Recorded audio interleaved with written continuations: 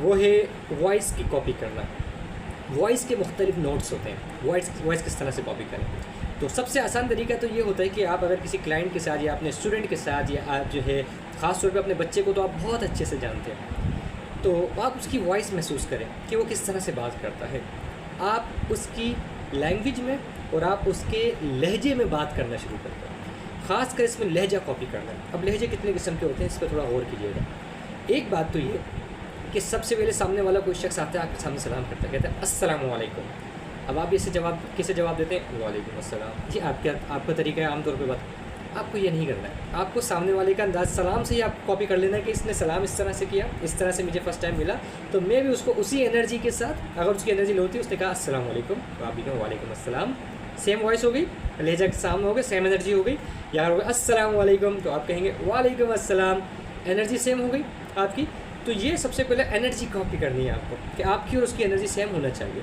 और फिर यानी कभी कभी होता है कि बच्चा जो है बड़ा गुस्से में होता है, वो होता है ना, तो आप थोड़ा सा अपनी एनर्जी बढ़ाएं। डांटना नहीं, चीखना चिल्लाना नहीं, थोड़ा सा एनर्जी बढ़ा के जो है ना, आप ये क्या कर रहे हैं, इतने समझदार इंसान हैं आप, उसके बावजूद भी आप ये काम कर रहे हैं, आप तो इतने प्यारे बच्चे हैं, आप ये किस तरह से आप ये काम कर सकते हैं, आपको तो इस वक्त ये करना चाहिए था। वो जो दूसरी हमने टेक्निक NLP की हम डिस्कस करेंगे इंशाल्लाह, साइकोलॉजी की, वो भी अप्लाई करें। तो आप उस एनर्जी से बात करें।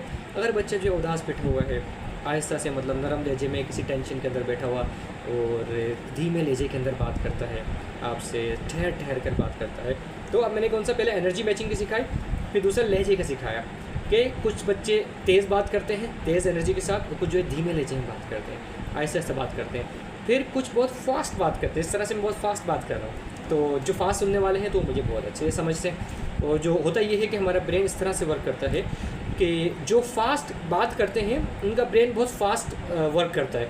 तो होता क्या है कि अगर हम जो है उनके सामने स्लो बात करेंगे तो वो बोर हो जाएंगे हमारी बात के दौरान ही, क्योंकि उनका ब्रेन जो है ना जल्दी जल्दी चल रहा होगा, फिर वो स्किप करने लगेगा। और जो स्लो सोचते हैं, हम उनके सामने फास्ट बात करेंगे तो वो क्या करेंगे, बहुत सारी हमारी कीमती बातें स्किप होने लगेंगी उनके ब्रेन से। तो टेक्निक क्या है, अगर सामने वाला आप देखें फास्ट बात करता है, पूछता है, आप उससे पूछें कैसे हैं आप, अल्हम्दुलिल्लाह मैं ठीक हूँ, अब आप समझ जाएं कि ये फास्ट बात करने वाला है। अगर वो ये कहे, आप पूछें कैसे हैं आप, तो वो कहे अल्हम्दुलिल्लाह मैं बिल्कुल ठीक हूँ, तो आप समझ जाइए आराम आराम से बात करने वाला है। अब आपको इसके जवाब भी ठहर ठहर के आराम आराम से देना है।